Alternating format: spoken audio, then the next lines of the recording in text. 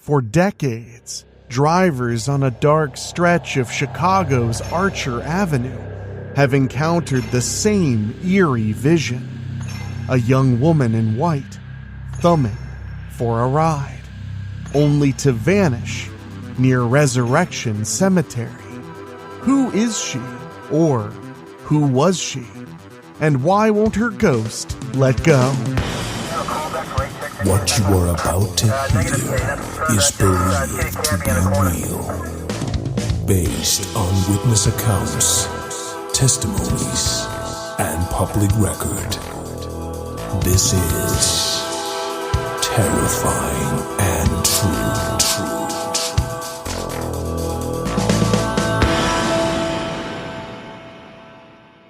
It begins with a lone figure on the roadside, pale, silent, and dressed in white. Dozens of witnesses have seen her over the years, always on Archer Avenue, always near Resurrection Cemetery. Some say she's a spirit of the past. Others claim she's still looking for a way home. Tonight, we follow the trail of Resurrection Mary, Chicago's vanishing hitchhiker, and the legends, the lives, and the losses she may have left behind. Make sure you're subscribed as we dive deep into this campfire legend after this.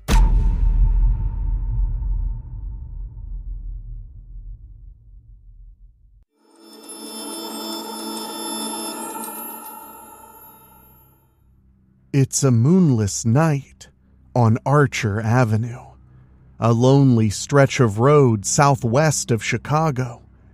A driver rounds a curve by Resurrection Cemetery, headlights cutting through the darkness. Suddenly, a young woman steps out of the shadows. She's beautiful, eerily pale, dressed in a white party dress. She raises her thumb for a ride. The startled driver pulls over.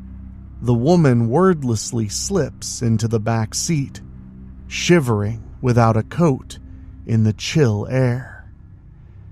She directs him up Archer Avenue, and the driver obliges, glancing at his silent passenger in the rearview mirror. As they near the cemetery gates, the mysterious girl jolts upright and cries out, "Here! Stop here!" Confused, the driver looks around at the roadside tombstones. In that split second, the girl vanishes from the back seat. No trace left behind. The car door had never opened. Such is the classic encounter with Resurrection Mary, the legendary ghostly hitchhiker of Chicago's South Side. For nearly a century, locals have whispered about this vanishing hitchhiker in a white gown who prowls Archer Avenue, thumbing rides only to disappear at Resurrection Cemetery's gates. She has been called Chicago's most famous ghost story, and she has become an inescapable part of local folklore. But where did this legend begin, and what truth, if any, lies behind the ghost stories? We are going to delve into the creepy origins and evolution of the Resurrection Mary legend, examine documented sightings and encounters over the decades, and explore attempts to identify a real person behind the phantom. We'll also take a look at local history surrounding Resurrection Cemetery, the role of folklore and the media in spreading Mary's tale, and her lasting impact on popular culture as well as Chicago tourism. Along the way, we'll separate verified facts from spooky fiction, clearly noting where the story slides into urban legend. So prepare yourself for a dramatic yet fact-grounded journey through one of America's greatest ghost stories, one that continues to beguile and unnerve to this very day. The legend of Resurrection Mary has its roots in the Jazz Age, with a backstory set in the roaring 1920s or early 1930s. According to popular lore, a young woman named Mary spent an evening dancing at a ballroom on Archer Avenue. Different tellings name the venue as the O. Henry Ballroom in Willow Springs, later renamed the Willowbrook Ballroom. Mary was out for a night of swing dancing with her boyfriend. At some point, the couple quarreled. In a fit of temper, Mary stormed out of the ballroom into the cold night, still clad in her white dancing dress and shoes. Angry and likely heartbroken, Mary set off on foot along Archer Avenue, intending to walk home. Tragedy struck on the roadside. A car came barreling down the dark highway and struck Mary as she walked. The driver, so the story goes, fled the scene, leaving the young woman to die from her injuries. Mary's grief-stricken parents later found her body and laid her to rest in nearby Resurrection Cemetery, buried in her beloved white gown and dancing shoes. The hit-and-run culprit was never identified. It's a heartbreaking tale, and notably, no historical record has ever confirmed this exact series of events. There is no definitive police report or news item from the era about a young woman named Mary killed by a hit-and-run on Archer Avenue after leaving a dance.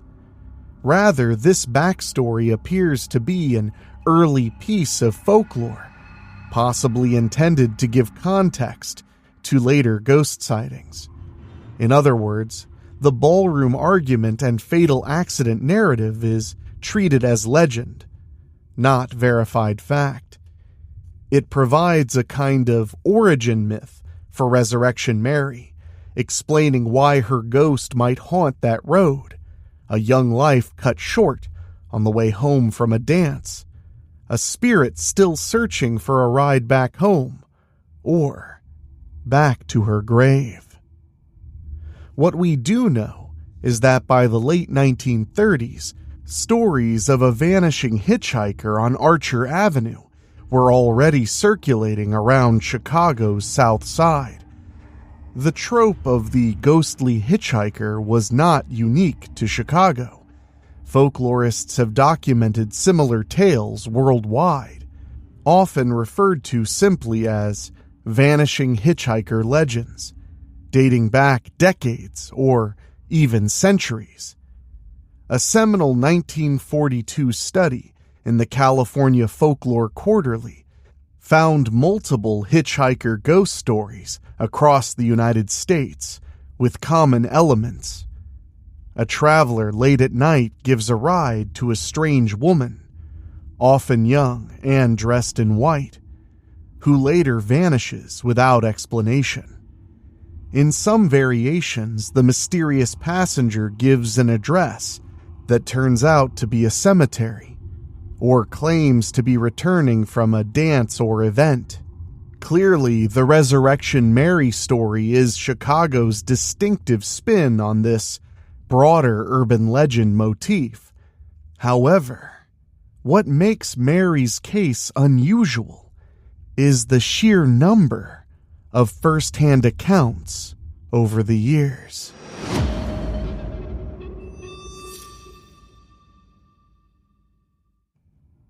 From the very beginning, Resurrection Mary's story straddled the line between folklore and actual belief.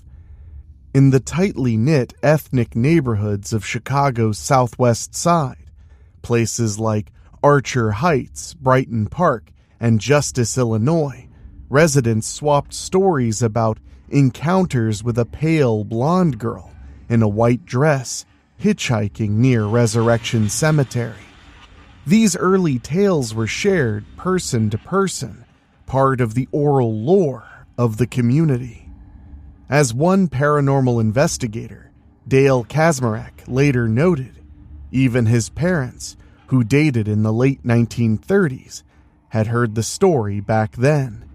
His father would teasingly drive past Resurrection Cemetery after their dates, hoping to catch a glimpse of the ghost, to the chagrin of Kaczmarek's mother. That implies the legend was already alive shortly after the supposed time of Mary's death.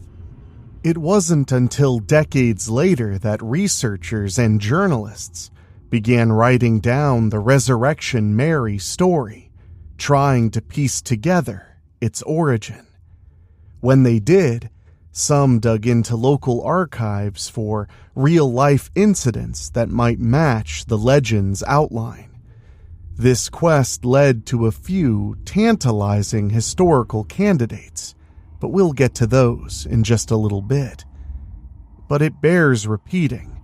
The classic origin tale of Resurrection Mary, the fight, the roadside fatality, remains unverified. It is an archetypal ghost story, one that makes poetic sense even if it lacks documentation. It sets the stage for many ghostly encounters to come, providing a tragic figure we can imagine wandering Archer Avenue, caught between the dance and the grave. The earliest well-known Resurrection Mary encounter dates to 1939, about 10 years after the legend's supposed starting point.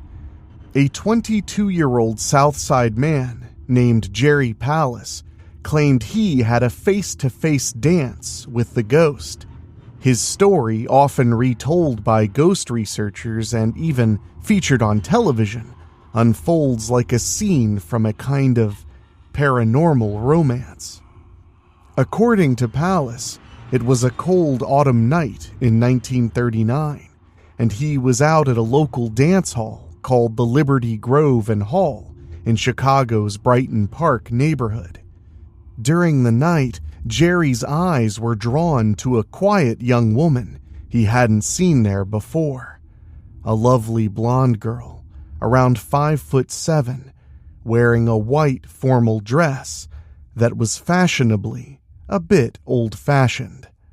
She introduced herself only as Mary. The two danced together most of the night to the live band's music. Jerry noticed something odd, though. Mary's hands felt as cold as ice, but he brushed it off, joking that, quote, she must have a warm heart to compensate. Some versions of the story even say Jerry sneaked a kiss from the mysterious girl during a slow dance. When the night grew late and the ballroom prepared to close, Jerry offered Mary a ride home. She accepted. Mary had told Jerry she lived on the south side, specifically on South Damon Avenue, in the back of the Yards neighborhood. But curiously, once in Jerry's car, she insisted he drive her down Archer Avenue instead. Jerry was puzzled.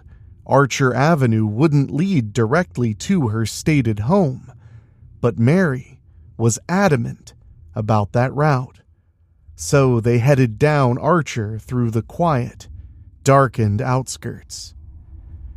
As they approached the gates of Resurrection Cemetery in the nearby suburb of Justice, Mary suddenly grew agitated and told Jerry to stop the car. "Let me out here," she said, even though they were in front of the cemetery with no house in sight. Jerry offered to walk her to wherever she was going, concerned for a young woman wandering alone at night. But Mary replied in a strange, somber tone. "Where I'm going, you can't follow." Then she exited the car and walked toward the cemetery gates. Before Jerry's astonished eyes, the girl faded into thin air, disappearing in front of the locked cemetery entrance. In that moment, Jerry later recounted, he realized something was very wrong. The beautiful blonde he had spent the evening with was no ordinary girl. She was, he believed, a ghost. Shaken but curious, Jerry Paulus did some investigating of his own the next day. He remembered Mary's address on Damon Avenue that she had given him during their chat. That morning, Jerry drove to the house. A middle-aged woman answered the door, Mary's mother, as it turned out. When Jerry asked if Mary was home, the woman sadly informed him that her daughter Mary had been dead for several years. Jerry glimpsed a photo over the woman's shoulder in the parlor, a framed portrait of the same girl he'd danced with the night before. The mother explained that the girl in the photo was indeed her daughter Mary, who died 5 years ago. At this revelation, Jerry felt chills. He later told a folklorist friend that it finally clicked why Mary's hands had been so icy. Jerry had once worked briefly in a funeral home. The cold touch of her skin reminded him of a corpse's cold flesh. In other words, Jerry became convinced that he had spent an entire evening dancing with a dead woman's ghost.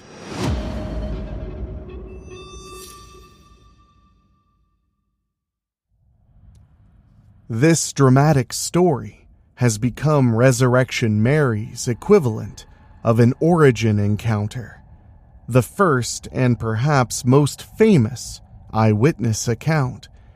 It has been retold in countless books and television programs, including a 1990s episode of Unsolved Mysteries, where an older Jerry Paulus recounted the tale on camera. However, it is important to note that Jerry Paulus's testimony is anecdotal. There is no newspaper from 1939 that documented a man dancing with a ghost. Paulus only went public with his experience decades later.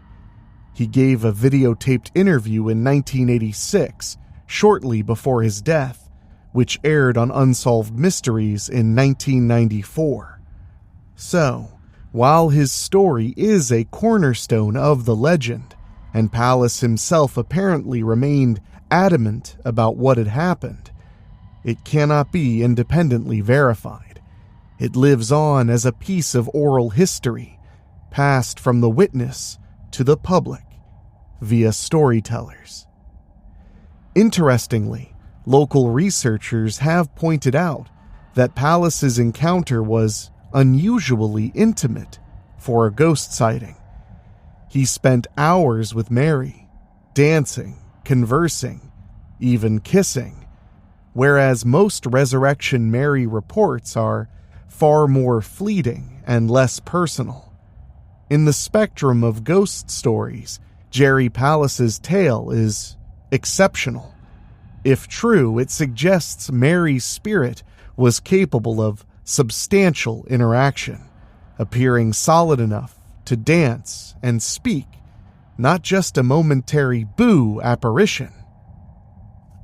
Skeptics, of course, might counter-argue that such an extraordinary claim demands better evidence than one man's memory told years after the fact. We must label the Paulus story as legend mixed with eyewitness testimony, a compelling anecdote with no proof beyond the storyteller's word. Yet, Jerry Pallas was hardly the last person to claim a brush with Resurrection Mary. In the decades that followed, more and more locals would step forward with eerily similar accounts. By the 1970s, the legend entered a new, highly public phase, fueled by media attention and a flurry of reported sightings. After World War II, through the 1950s and 60s, Resurrection Mary seemed to lurk in the shadows of folklore, well known around Chicago's South Side, but not much reported in the press. That changed in the 1970s, when a series of encounters propelled Mary from local lore into citywide, even national awareness. It was during this era that journalists, ghost hunters, and ordinary citizens all converged on the mystery of the hitchhiking girl in white. Some of the best-known Resurrection Mary stories date from the 1970s and early 1980s. And unlike earlier tales, a few of these made it into newspapers or were corroborated by multiple witnesses. We'll examine the most notable cases, pointing out where documentation exists and where we're dealing purely with story. One pivotal account came from January 1979, when a Chicago cab driver, known only as Ralph, had a frightening experience on Archer Avenue. Ralph's story was compelling enough that it was written up by respected journalist Bill Geist, then a columnist for the Suburban Trib, a Chicago Tribune suburban edition. Geist's January 31, 1979 column, titled "Cryptic Rider Leaves Taxi Driver with the Willies," introduced a broad audience to the legend and gave it a veneer of credibility by appearing in newsprint.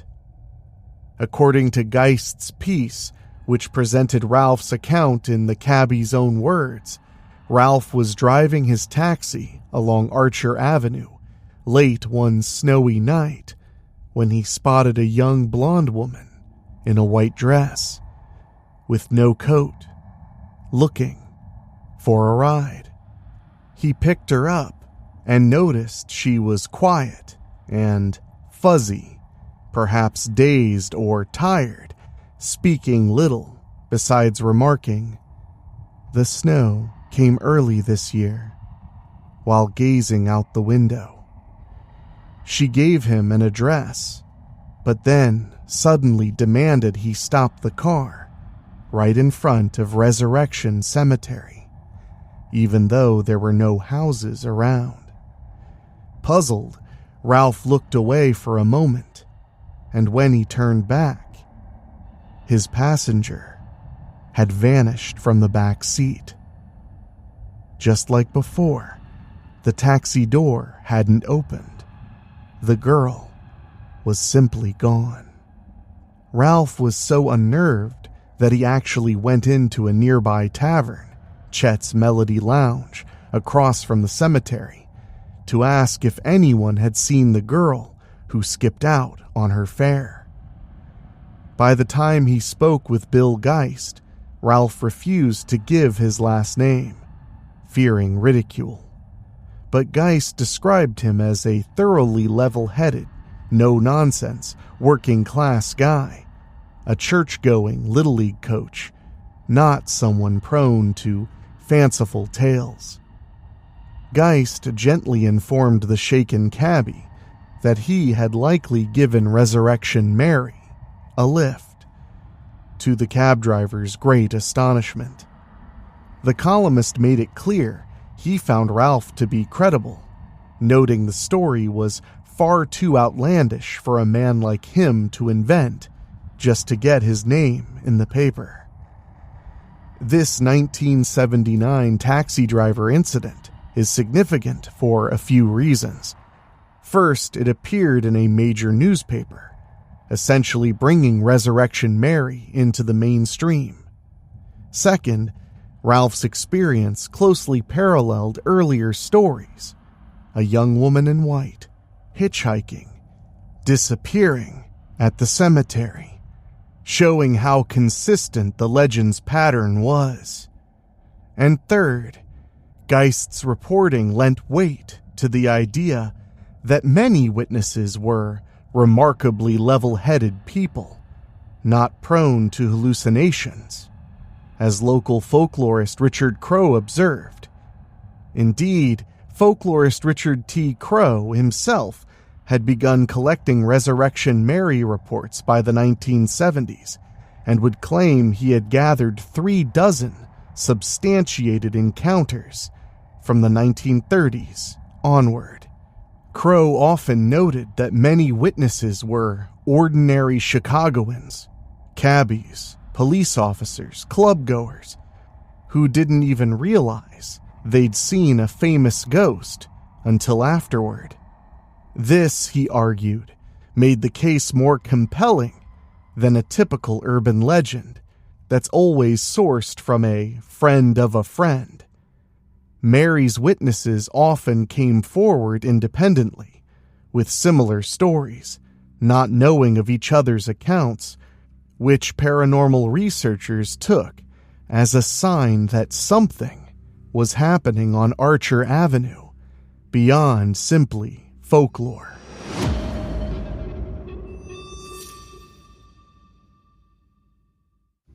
Beyond the famous cab driver story, the 1970s yielded other sightings that became part of Resurrection Mary's lore. In 1973, at a nightclub called Harlow's on Chicago's southwest side, patrons reported an encounter with an oddly out-of-place young woman, matching Mary's description. The night manager, Bob Main, later told the Chicago Tribune that twice that year he saw a peculiar blonde woman in an old-fashioned white dress inside Harlow's. She would dance alone, twirling in a corner near the dance floor, and wouldn't speak to anyone. She had a very pale complexion, big spoolie curls in her hair, and most disturbingly of all, Maine recalled that she looked as if she was bleeding from one eye. Other clubgoers whispered about how bizarre the girl was, and no one saw her enter or leave. She was just suddenly there, and later, gone. Maine's description, given in a 1992 Tribune interview, strongly evoked the image of Mary's ghost. If true, it suggests Mary was not confined to hitchhiking. She might wander into a nightclub occasionally, perhaps drawn to the music and dancing she had enjoyed in life. Of course, this too is anecdotal. There's no proof the bleeding-eyed girl wasn't just an oddly dressed patron in need of medical attention. But for believers, Bob Main's story showed Mary's continuing presence in the area's nightlife. Arguably, the most dramatic physical evidence tied to Resurrection Mary also dates to the 1970s. On August 10th, 1976, something uncanny was found at Resurrection Cemetery's gate. A passerby that night called police after seeing what he thought was a young woman locked inside the cemetery, grasping the iron bars as if trying to get out. Authorities arrived and found no woman. The graveyard was empty.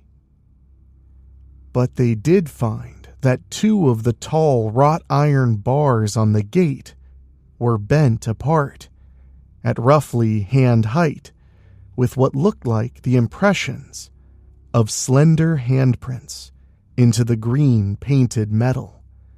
The bars had been wrenched apart as though some terrific force had pushed them from inside. Moreover, the metal showed scorch marks and the texture of skin, as if a ghostly hand had burned itself into the iron.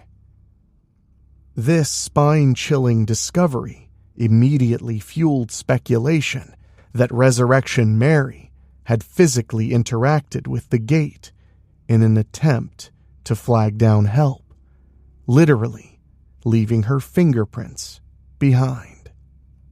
Not everyone accepted that supernatural explanation. Cemetery officials quickly offered a mundane account, claiming that a truck had accidentally backed into the gate and bent the bars, and that the handprints were from a repair worker who tried to straighten them out. They said perhaps a welder's hands or gloves left marks when the heat was applied to fix the iron. However, many were unconvinced. Paranormal investigator Dale Kazmarek pointed out the scorch marks didn't resemble typical welding patterns, and argued that a worker would have worn heavy gloves anyway, making defined handprints unlikely. For years, the burned-on handprints remained visible on the bent bars, despite the cemetery painting over them repeatedly. The outline of slender fingers still peeked through. The site became a magnet for legend trippers. Curious locals drove by at night, hoping to spot the glowing ghost and her infamous handiwork on the gate. Eventually, annoyed by the attention, the church caretakers removed the bent sections of the bars entirely, reportedly around 2019 through 2022, decades later. Today, there's a gap in the fence where the haunted bars once stood. The late 1970s and early 1980s saw a peak in Resurrection Mary encounters.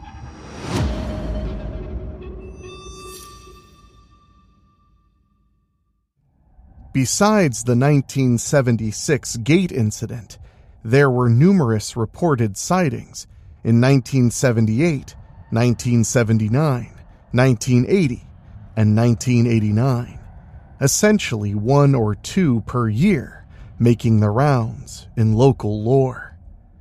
Many followed familiar patterns, drivers almost hitting a running girl, who then vanished, or passers-by seeing a lone figure matching Mary's description, walking by the cemetery before disappearing.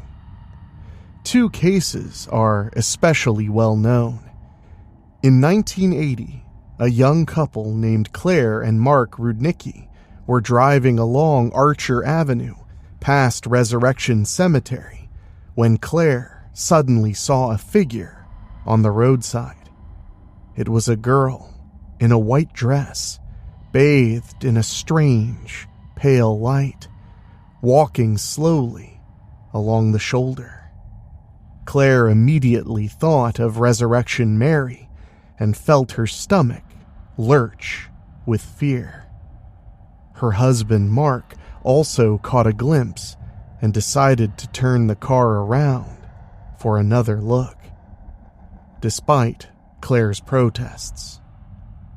As they passed the spot again, the glowing girl had vanished completely. In recounting the incident on Unsolved Mysteries, Mark Rudnicki added an extra chilling detail. As they drove past the first time, he peered at the girl's face and saw a black void. No discernible facial features at all. It was as if they had seen a figure that wasn't fully human. Both Rudnickis were left deeply rattled, and their story reinforced the idea that Mary prowled that stretch of road looking for would-be rescuers. In October 1989, Janet Kalal, in her late 20s, was out for a drive with a friend near Resurrection Cemetery when they experienced what many regard as Mary's last major appearance to date. As Janet drove down Archer, a young woman in a white gown sprinted on the road directly in front of the car. Janet had no time to brake. She hit the figure head on, or so she thought. There was no impact, no thud, no damage. Panicked, Janet and her friend jumped out, expecting the worst, but found nothing at all on the roadway. No injured woman, no body, just the silent cemetery looming nearby. Janet's friend, Pamela, later recalled that her own father had read about Resurrection Mary back in 1939, and she never imagined she'd become part of the story herself decades later. The Kalal incident, widely publicized through television, newspapers, and magazines, further cemented Mary's legacy. It had the hallmarks of a classic ghostly, woman runs in front of a car apparition, a scenario reported in other haunting cases worldwide. Fortunately for Janet, she emerged only shaken, not physically harmed. A reminder that Mary, whatever she is, does not seem to wish actual harm on people, only to give them a fright, perhaps inadvertently. By the end of the 1980s, Resurrection Mary had been featured in newspaper articles, television newscasts, and even went national when appearing in 1994 on Unsolved Mysteries. The ghost had effectively gone mainstream. Some longtime Chicagoans noted with a wink that Mary was old hat by then, a well-worn story. But each new retelling brought fresh eyes to the legend. Notably, Richard Crowe, the folklorist who pioneered Chicago ghost tours, often offered a free steak dinner to anyone who could bring him definitive proof of Mary's existence. He never had to pay up for proof, but he did get plenty of people coming forward with stories. By the 1980s, Mary had evolved from a local curiosity into a full-fledged piece of Chicagoland mythology, with a sizable file of sightings and a reputation that extended far beyond the city. It's important to emphasize that despite the volume of accounts, none of these accounts can be verified scientifically. We have names, dates, and some newspaper documentation for a few cases, like Bill Geist's 1979 column or the Tribune's 1992 interview with Bob Mayne, etc. But we do not have physical proof of the supernatural. Only testimonies and circumstantial oddities. The bent gate was a physical artifact, yes, but even that had a plausible, non-ghost explanation. So, while our narrative has treated these sightings seriously and in detail, they remain anecdotal evidence of a phenomena. The consistent pattern is intriguing and hard to ignore. Too many independent witnesses over too many years, proponents say, for it to all be pure invention. But skeptics counter that human perception and memory are fallible, and urban legends have a way of feeding themselves. Resurrection Mary lives at the intersection of belief and doubt, where multiple eyewitness stories give life to a character that official history struggles to confirm. As Resurrection Mary's fame grew, so grew an obvious question. If this ghost is real, who is she?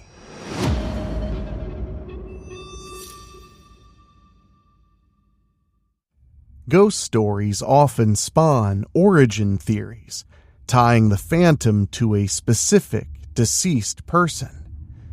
In Mary's case, researchers have pored over cemetery records, newspaper archives, and death certificates, hunting for a young woman who might be the restless soul in question.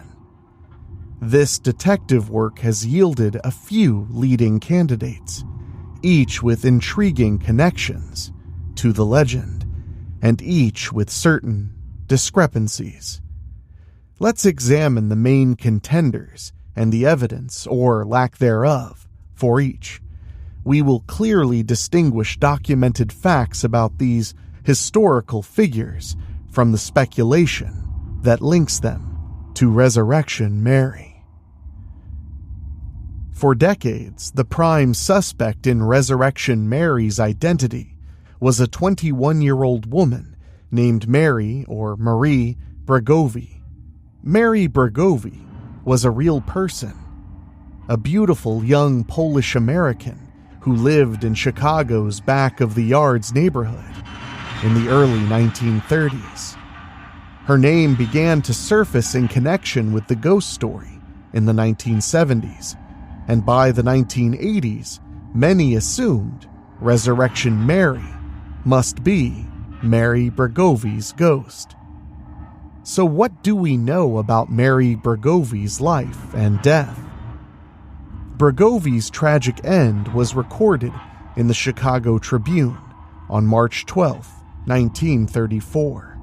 The news item reported that Marie Bregovy, age 21, was killed in an automobile wreck the previous night. The accident did not occur on Archer Avenue, nor even in the southwest suburbs. It happened in the downtown Chicago Loop. Bregovy was a passenger in a car that cracked up at the intersection of Lake Street and Wacker Drive after the driver missed seeing an elevated train trestle. The Tribune noted that corner was, quote, known to police as a dangerous spot due to such collisions. In the car with Mary Bregovy were 2 young men and another young woman, all of whom survived. The driver, John Thowell, later said he hadn't seen the L structure in time. Mary, sadly, bore the brunt of the crash and was killed instantly. The facts of Bregovy's death show some initial inconsistencies with the ghost story. She died in the city, nowhere near Resurrection Cemetery. She was in a car with friends, not walking alone from a dance. And her death was due to a collision with infrastructure, not a hit-and-run driver. So, why do researchers think she could be Resurrection Mary? The answer lies in the web of personal details that link her to elements of the legend. Mary Bregovy lived at 4611 South Damon Avenue, according to the Tribune. If you recall from earlier, in Jerry Palace's story, Mary claimed to live on Damon Avenue. Jerry later went to an address on South Damon, where the mother supposedly said Mary was dead. Bregovy's residence on the same street as the ghost's purported home is a striking coincidence. In fact, a friend of Bregovy's later confirmed that Bregovy's wake was held at a funeral home just blocks from that address, the Satala Funeral Home on Damon Avenue, and that Bregovy was indeed buried wearing a fancy dress. described as an orchid-colored gown.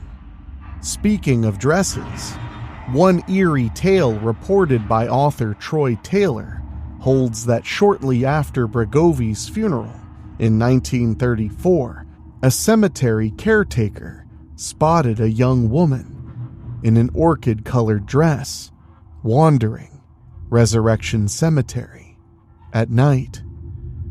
The caretaker mentioned it to the funeral director, who supposedly remarked that the description matched Mary Bregovy in her burial dress. Other reports around that same time, the spring of 1934, claimed a ghostly woman in a light-colored dress was seen jumping onto the running boards of passing cars near the cemetery.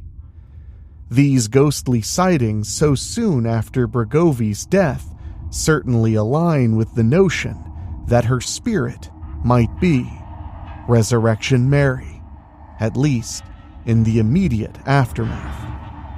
Mary Bregovy loved dancing, according to her friends. One friend, Laverne Rutkowski, gave an interview in 1984, shedding light on Mary's final day. Rutkowski recounted that on March 10, 1934, she and Mary Bregovy spent the day shopping on 47th Street. They met two young men who drove recklessly around the neighborhood. Rutkowski got a bad feeling and insisted on leaving the car, but Mary Bregovy was smitten enough to go out with those wild boys that night, despite her parents' objections. Family lore, filtered through later storytellers, suggested that Bregovy and these new friends might have gone dancing at the O. Henry Ballroom in Willow Springs earlier that evening, before ending up downtown, where the crash occurred. There's no direct evidence they truly went to the Willowbrook O. Henry that night. However, the notion that Mary Bregovy might have been ballroom hopping with two young men helps reconcile why she died so far from home. One theory says the group left the early closing suburban ballroom to seek another dance hall in the city that stayed open later.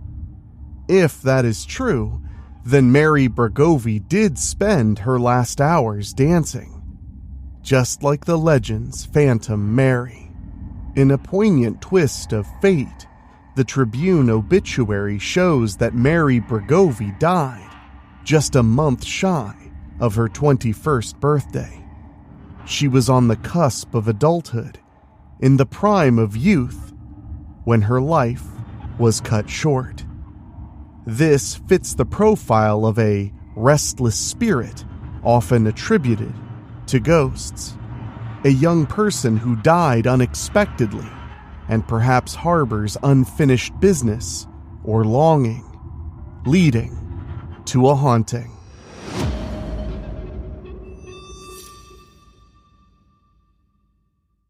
The final piece worth noting is Mary Bregovy's physical appearance. Photographs, like one family photo that has managed to circulate, show Mary Bregovy with dark hair, a brunette. Yet, Resurrection Mary is usually described as a blonde or light-haired spirit. This discrepancy has given some researchers pause.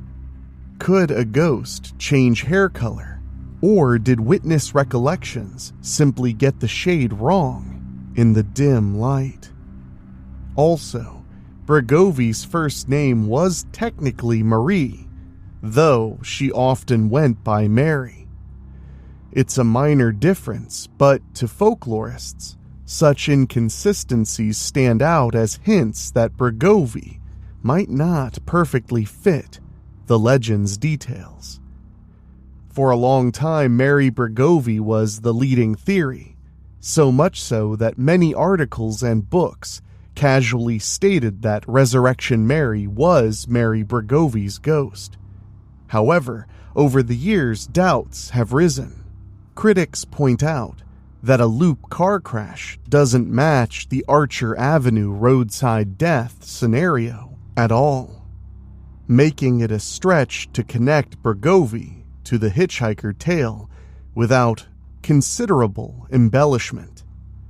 Some suspect that Bregovy's story was shoehorned into the legend retroactively after the fact because her death roughly coincided with the right era and she was indeed buried in Resurrection Cemetery, though even that has a caveat. Bregovy's family may have initially interred her in a temporary grave at Resurrection that was later moved. In summary, Mary Bregovy's life and death share enough touch points with the myth: the love of dancing, the Southside address, the sudden, tragic end. It's easy to imagine her spirit roaming Archer Avenue. Yet significant differences, location of death, hair color, prevent us from calling it a perfect match. The jury remains out. Mary Bregovy is a strong candidate, but not a confirmed identity for the ghost. Another compelling contender emerged in the 1990s, thanks largely to the research of Chicago ghost historian Ursula Bielski. Bielski documented the story of Anna Maria Norkus, a girl whose fate in 1927 uncannily parallels parts of the Resurrection Mary legend. Anna Norkus, often called Maria in Lithuanian Polish style, was even younger than Mary Bregovy, just 12 years old. But the circumstances of her death make her a fascinating possibility. On July 20th, 1927, Anna Norkus's father, August Norkus, took her out for a special night. Anna was approaching her 13th birthday, and by some accounts, she loved to dance. Despite her being underage, August agreed to take Anna to the O. Henry Ballroom in Willow Springs for an evening of music, possibly as a birthday treat. They were accompanied by a friend, William, and also had a couple of other youngsters in the car. In the early hours of July 21st, as the group was driving home, tragedy struck on a road not far from the ballroom. Their car swerved off Harlem Avenue near 66th Street, just a few miles from Resurrection Cemetery, and plunged into a deep ditch or railroad cut. The vehicle flipped over, and young Anna Norkus was crushed beneath it, dying almost instantly. One older man in the car also died of injuries, while several others, including Anna's father and sister, survived with injuries. This accident was reported in the newspapers at the time, a real event that left a real family grieving. Now consider how Anna Norkus's story lines up with Resurrection Mary. Anna was coming home from the O. Henry Ballroom, the very dance hall immortalized in Mary's origin legend.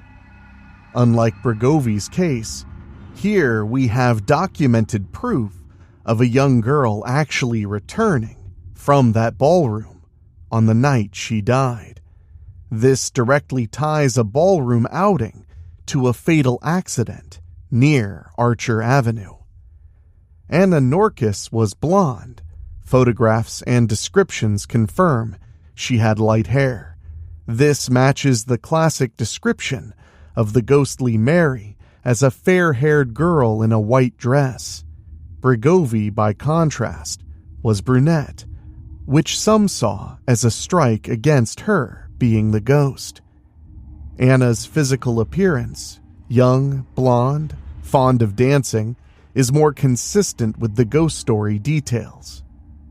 The Norkus accident occurred in 1927, a bit earlier than Mary's supposed death in the early 1930s, as legend suggests. However, it falls within a plausible range, especially if one considers that an urban legend's timeline can be fuzzy. By the time Jerry Pallas met Mary in 1939, Anna would have been dead for 12 years, which is roughly the 5 years dead figure Paulus heard, perhaps misremembered or stylized in retellings.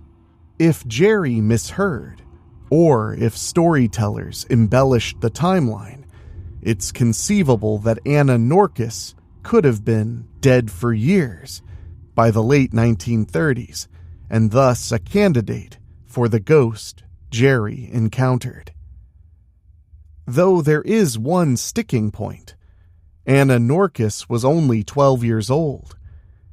Every Resurrection Mary witness consistently describes a young woman or late teen girl, not a child.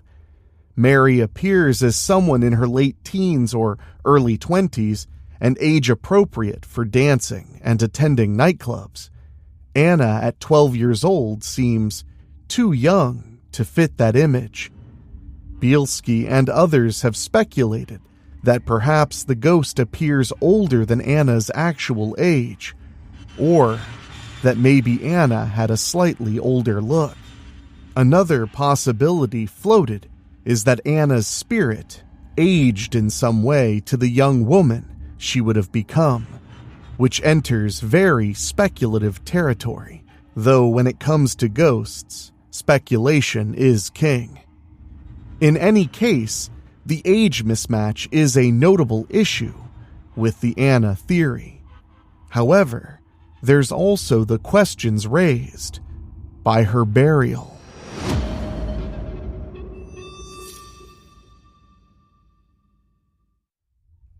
Anna Norkus was slated to be buried at St. Casimir Cemetery, a Lithuanian Catholic cemetery in Chicago's Mount Greenwood area, not Resurrection Cemetery. However, Bielski uncovered a tantalizing anecdote. Due to a gravedigger's strike at the time of Anna's death, the family allegedly couldn't bury her immediately at St. Casimir. There is a claim, though not confirmed by official records, that Anna's body was temporarily interred at Resurrection Cemetery until the strike ended. Then her remains were moved to St. Casimir.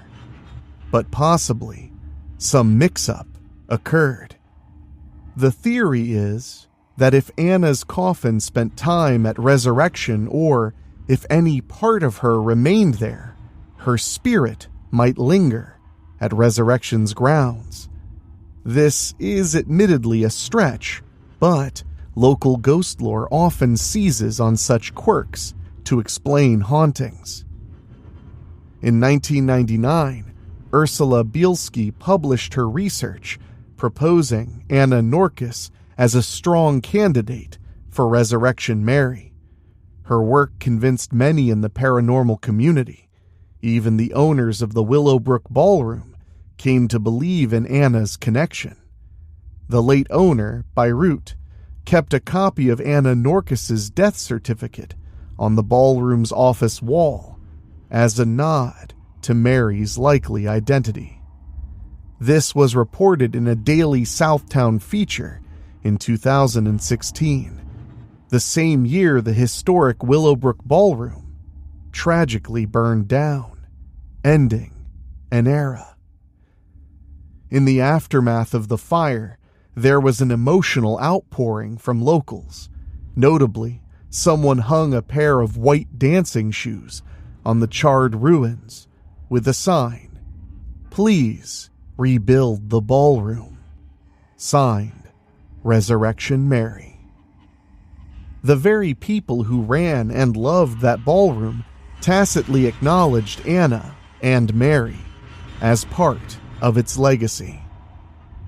Despite the compelling alignment of Anna Norkus's story, skeptics point out the age issue and the lack of clear documentation of her supposed burial at resurrection.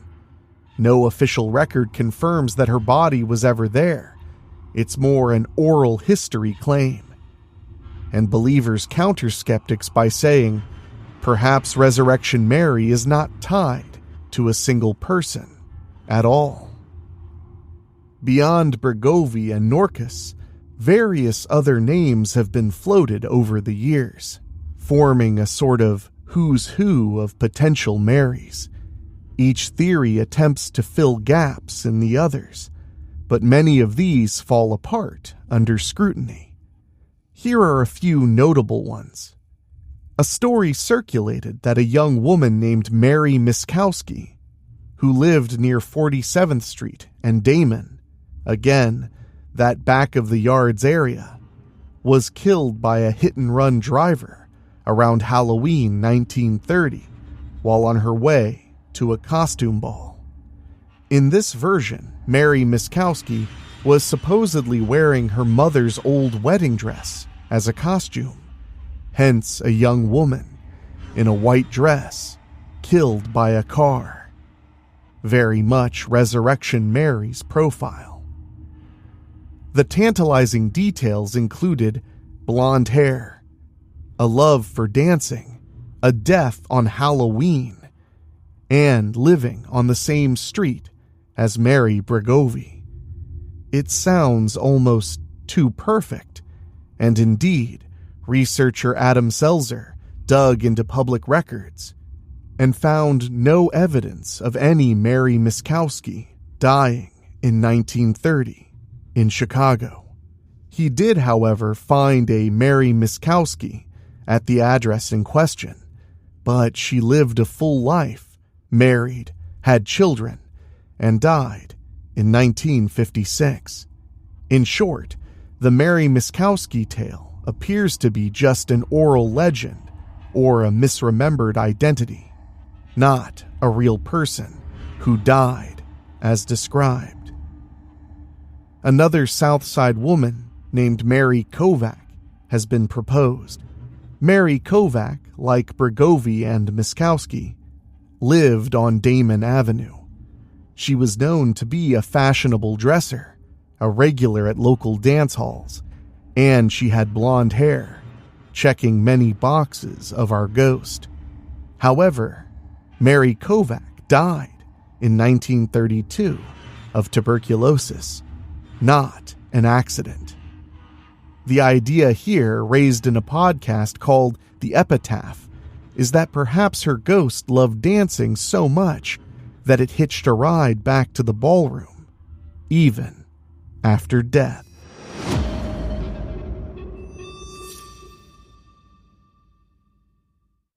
Of course, that's highly speculative and deviates from the core hit-by-car legend, but it shows how virtually any young blonde Mary from the area who died in the 1920s or 30s becomes a candidate. It's possible that all of the above hold some truth. Ghost tour guides like Richard Crow and authors like Troy Taylor have mused that maybe the reason the sightings don't all perfectly match one person is because more than one spirit is active on Archer Avenue, and over times, their stories merged. For example, perhaps Mary Bregovy's ghost did appear early on with her orchid dress around Resurrection Cemetery, and later Anna Norkus's spirit also roamed Archer after her accident, and the two narratives blended into one Resurrection Mary legend. Or maybe none of the specific names are exactly right, and Mary is a composite of many restless souls. The cemetery, after all, holds over 150,000 graves. Countless young women are buried there, some of whom surely died tragically. A folklorist might say Resurrection Mary is an archetype, the collective manifestation of several stories about lives cut short, distilled into one iconic ghost. Despite decades of amateur sleuthing, no consensus has been reached on Mary's true identity. The cemetery itself, according to a comment recounted on the Unsolved Mysteries website, once narrowed it down to 5 possible young ladies who fit the legend's time frame and profile. That might be folklore in itself, but it underscores the lingering curiosity. Officially, there is no grave marker labeled Resurrection Mary. She remains an enigma. Each candidate, Bregovy, Norkus, or others, carries both alluring connections as well as problematic details.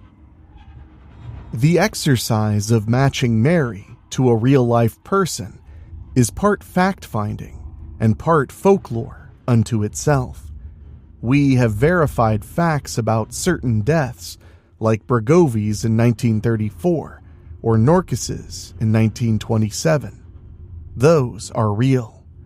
The notion that any one of those is the ghost is speculative. It's a human need to put a name and face to the unknown.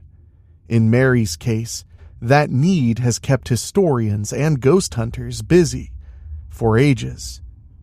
But the mystery endures. Perhaps that is a key to her legend's longevity. She could be anyone, and thus she belongs to everyone. Whether or not you believe in ghosts, it's undeniable that Resurrection Mary has been kept alive by storytelling. This is a legend shaped by oral tradition, embellished by media, and reinforced by each new generation's retelling. So now let's explore how folklore and media intersect in Mary's tale, and how Chicago's own cultural landscape provided fertile ground for a ghost story to thrive. Scholars of folklore would classify Resurrection Mary under the wide umbrella of the vanishing hitchhiker urban legend.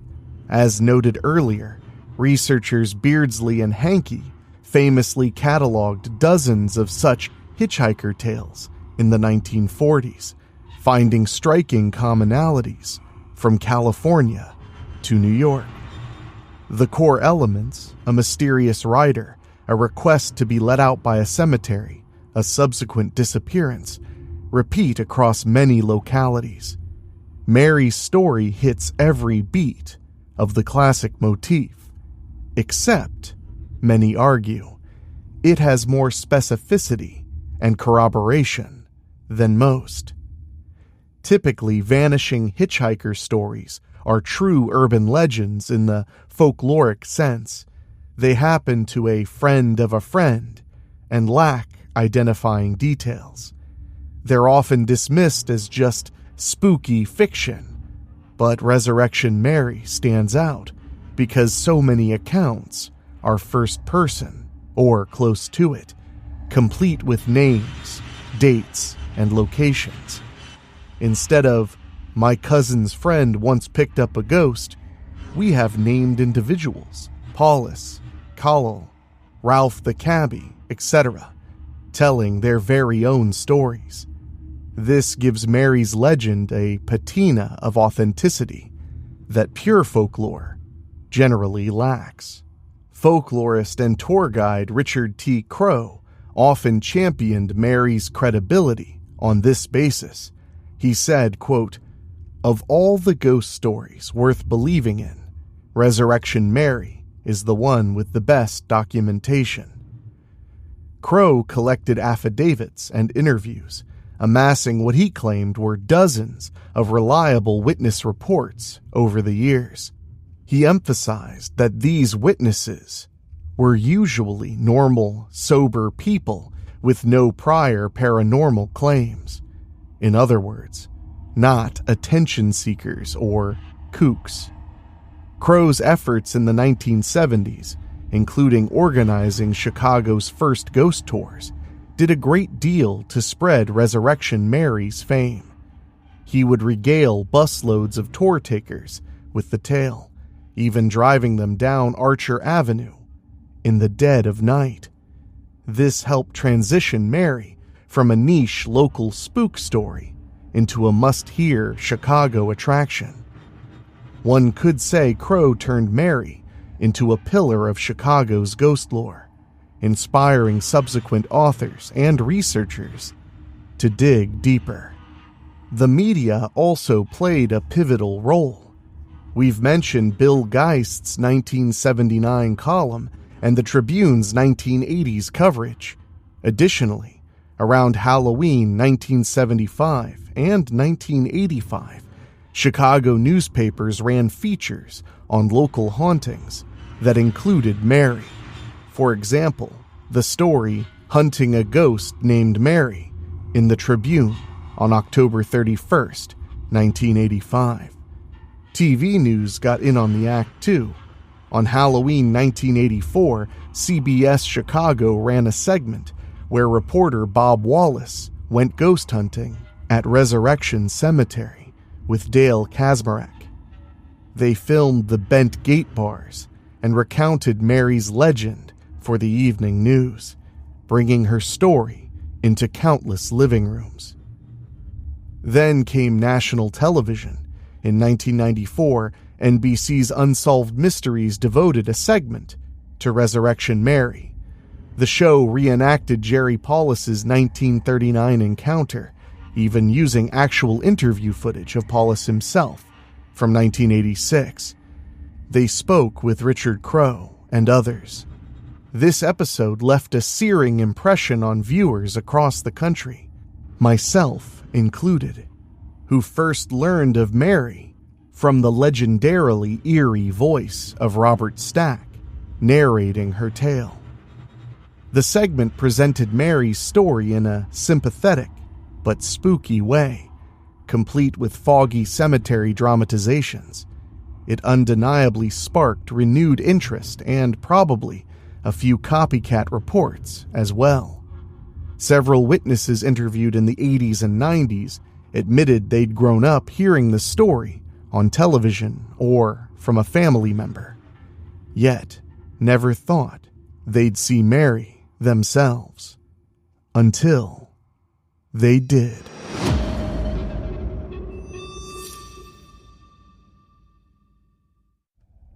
This illustrates an interesting feedback loop.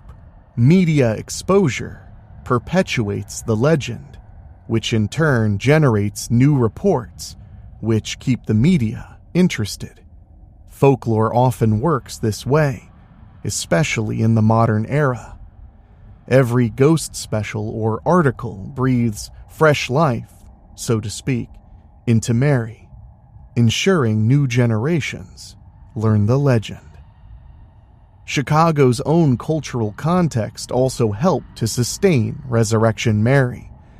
The areas linked to her, Willow Springs, Justice, Archer Avenue, the old dance halls, are rich with immigrant history and spiritual traditions. Many residents historically were Catholic, Polish, Lithuanian, Irish, etc., for whom the idea of spirits and prayers for the dead are taken seriously. In such communities, a ghost story might be met with more open-mindedness, or at least curiosity. The fact that Mary is tied to a Catholic cemetery is no accident. Tales of ghosts in graveyards resonate with cultural views on restless souls and the afterlife. Additionally, Archer Avenue has long had a reputation among locals as a haunted highway.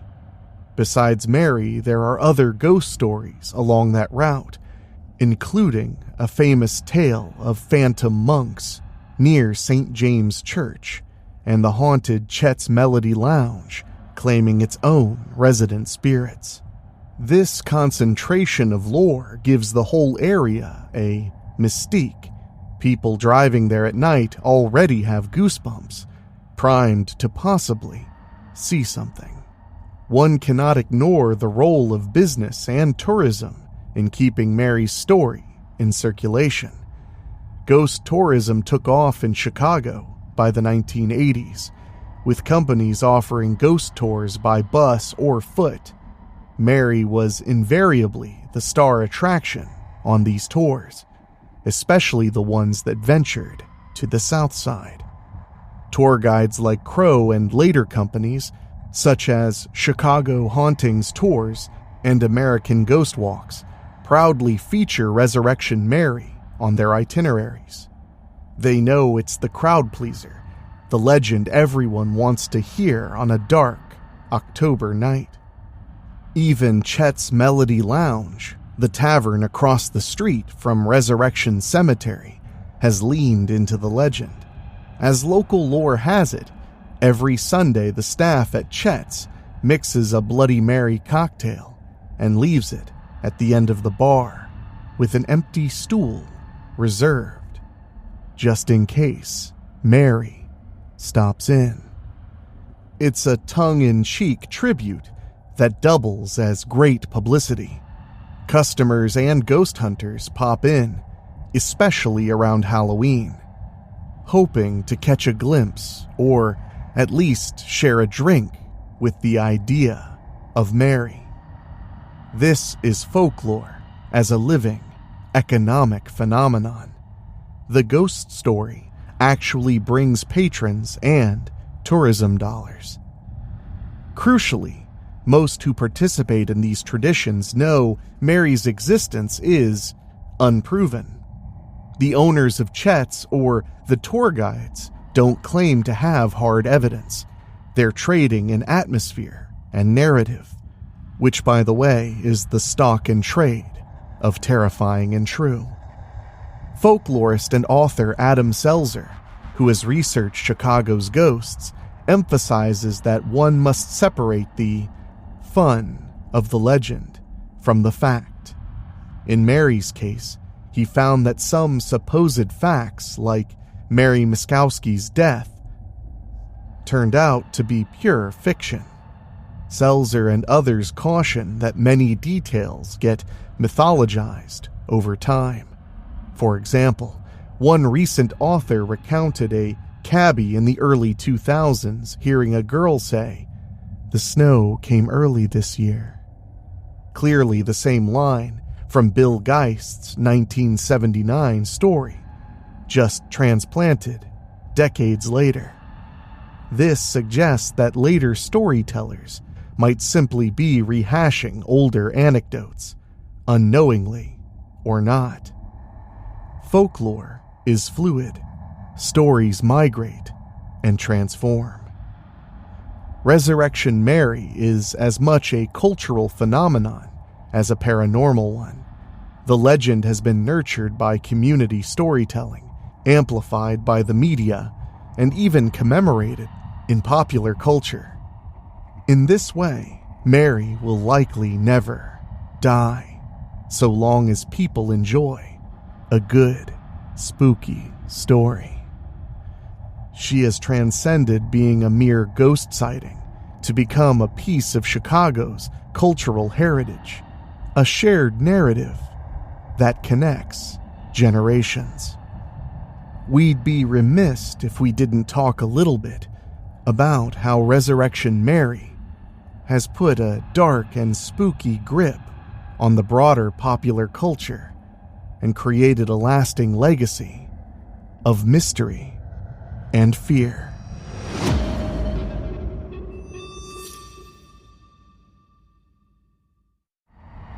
As one of America's most famous ghost legends, Resurrection Mary has unsurprisingly inspired books, films, music, and other media. Here are a few ways Mary's spectral presence has permeated popular culture, along with how the legend continues to impact the living. In literature, Mary's story anchors numerous ghost story anthologies and books, particularly about Chicago lore. Notable examples include Chicago Haunts by Ursula Bielski, 1997, which devotes a chapter to Mary, and Resurrection Mary, a ghost story by Keenan Heiss, 1990, which examines the legend in depth. Paranormal authors like Troy Taylor have written extensively on Mary in books and online articles, exploring both sightings and identity theories. Each retelling in print helps cement Mary's place among legendary American ghosts. Even kids' books of urban legends mention her as the vanishing Hitchhiker of Illinois, ensuring the tale reaches new audiences. As far as television documentaries and dramatizations go, aside from Unsolved Mysteries, Mary appeared in a 1985 episode of Arthur C. Clarke's World of Strange Powers, a British TV series on the paranormal. That episode featured interviews with witnesses and investigators in a serious documentary style. In 2007, a public TV program called The Hauntings of Chicago devoted time to Mary's tale, including interviews with Ursula Bielski and on-site footage at Resurrection Cemetery. Countless cable TV countdowns of top hauntings on Travel Channel and the like include Resurrection Mary among their highlights. Each Halloween, local Chicago news reliably recalls the story for viewers, sometimes rerunning classic segments or updating with any new sightings. In the world of feature film, Mary's legend inspired at least 2 independent horror films in the early 2000s. One film titled simply Resurrection Mary from 2005, directed by Sean Michael Baer, presented a fictional horror plot about a group of friends encountering Mary's ghost on a road trip. The filmmakers took creative liberties, for example, portraying Mary as a vengeful spirit harming the living, which is not part of the traditional legend.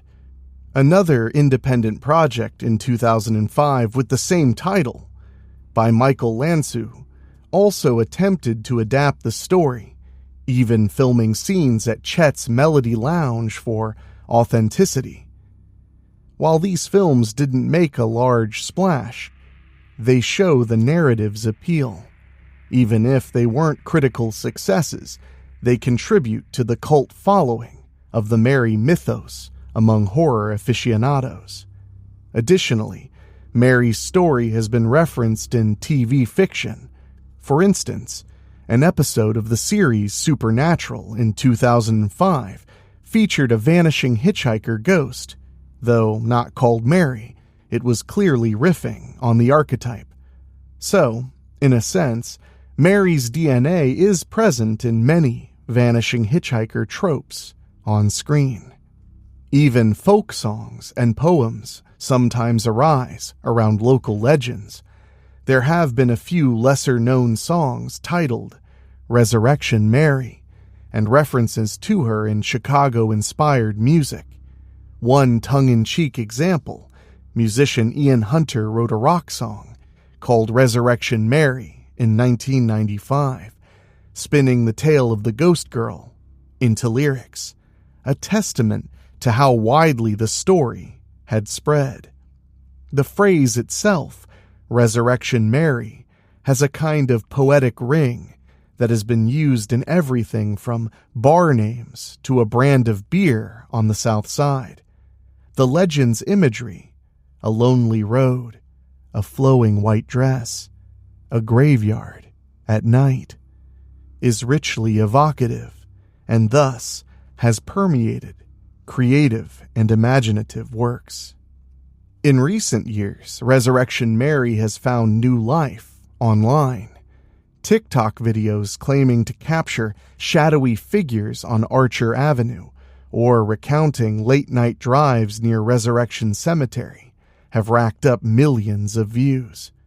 On Reddit, particularly in r/paranormal and r/unresolved mysteries, users continue to share personal experiences or secondhand tales about the ghostly hitchhiker. While some are clear retellings of older accounts, others appear to be genuine modern sightings, or at least modern interpretations of classic ones.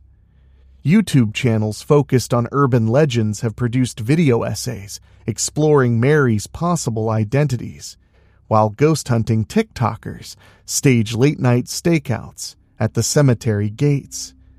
This shift shows that Mary's legend, like all good folklore, adapts to each generation's storytelling tools.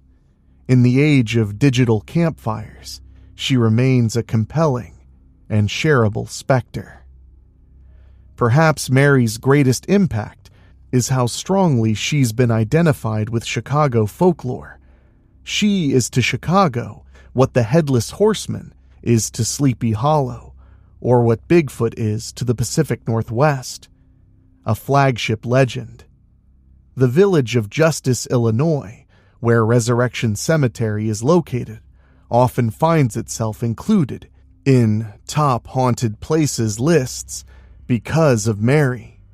Ghost tour buses still crawl Archer Avenue on weekends in October, their guides telling Mary's story to wide-eyed passengers as they travel past the cemetery.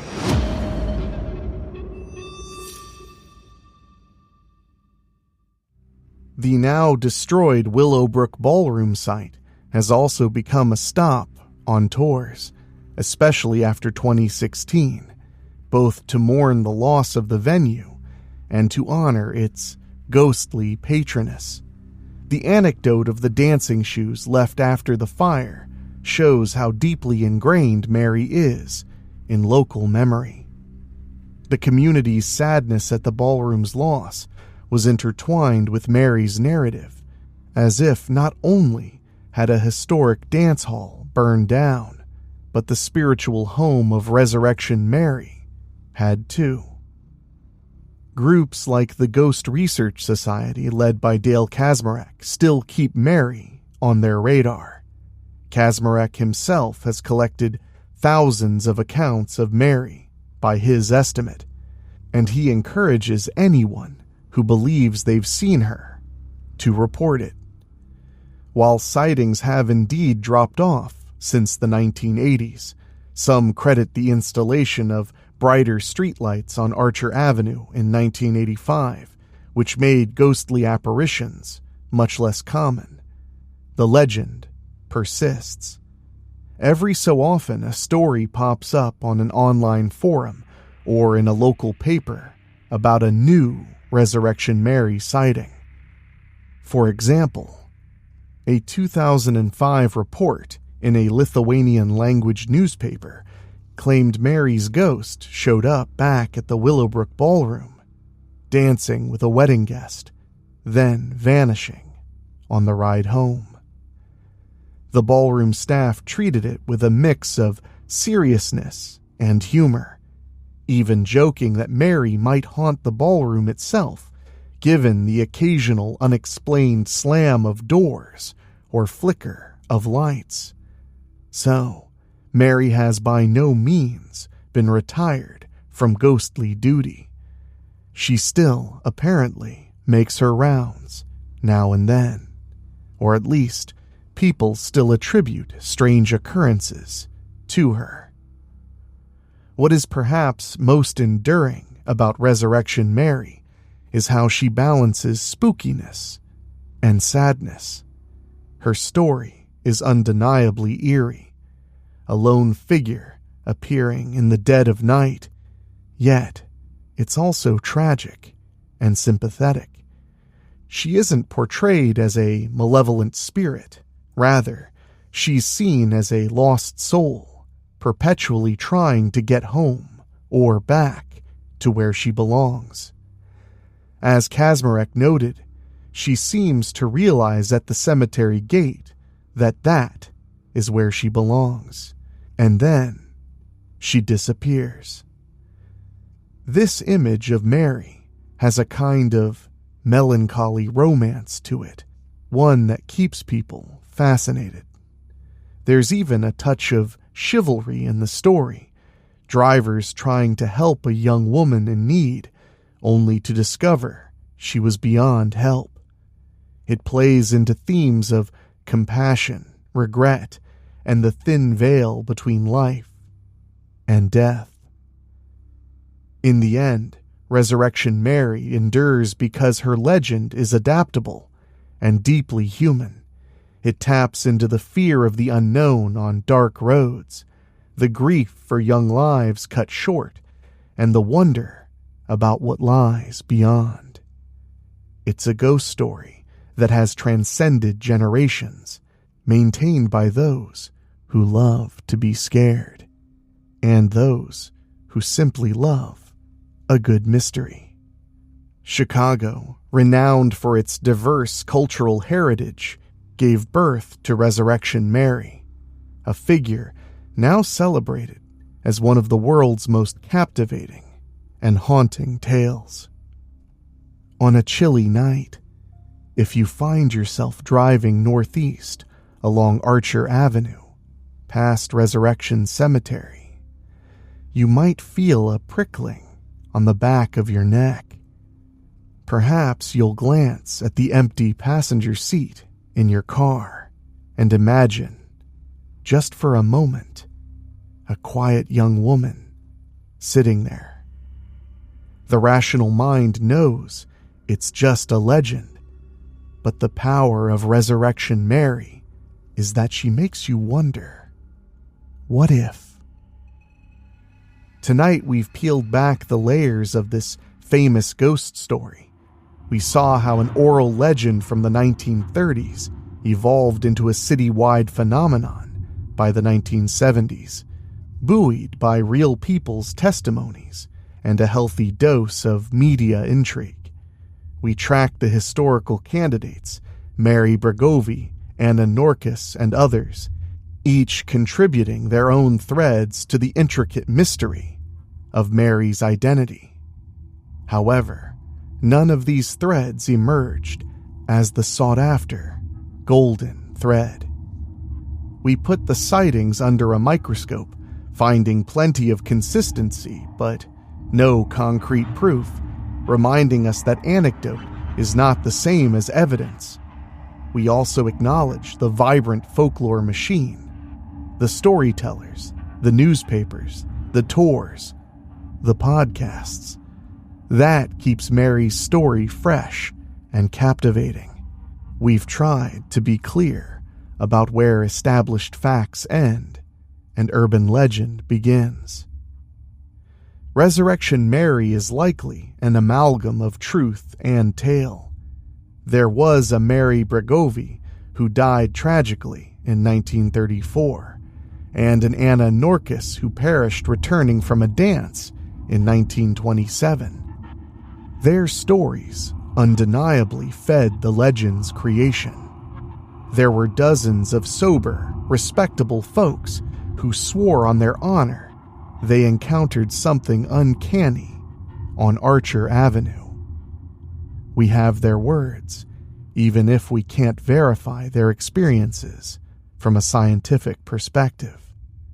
With all that being said, without doubt, Resurrection Mary has made a cultural impact, evident in everything from haunted bar stools to film scripts to faded green paint on a pair of bent cemetery gates. All of these are real in their own way. Yet, the ghost herself, that remains a matter of personal belief. Skeptics will say Mary is just a classic urban legend, a story that grew in the telling, reinforced by coincidence and imagination. Believers will counter that there are simply too many matching reports over too long a time to dismiss, that perhaps some restless spirit truly walks Archer Avenue, even if we can't name her with certainty. We can verify the historical context and relay the eyewitness accounts, but we cannot solve the supernatural riddle. Resurrection Mary dwells in that liminal space where history and folklore intertwine. One thing is certain, however. The legend of Resurrection Mary has become a part of Chicago's identity, its story told around campfires, in tour buses, and on front porches each Halloween. It's a wink in the local bar and a shiver on the lonely road at night. In that sense, Mary is very much alive, kept alive by community memory and the enduring thrill of a spooky tale well told. So the next time you're driving past an old cemetery late at night and you spot a lone figure by the roadside, think of Resurrection Mary. You might be witnessing a piece of living folklore, or you might just be seeing things. Either way, you've become part of the story. Another driver on Archer Avenue with goosebumps, checking the rearview mirror for a vanishing girl in a white dress. And as long as those goosebumps prickle and that story is shared, Resurrection Mary will never truly die.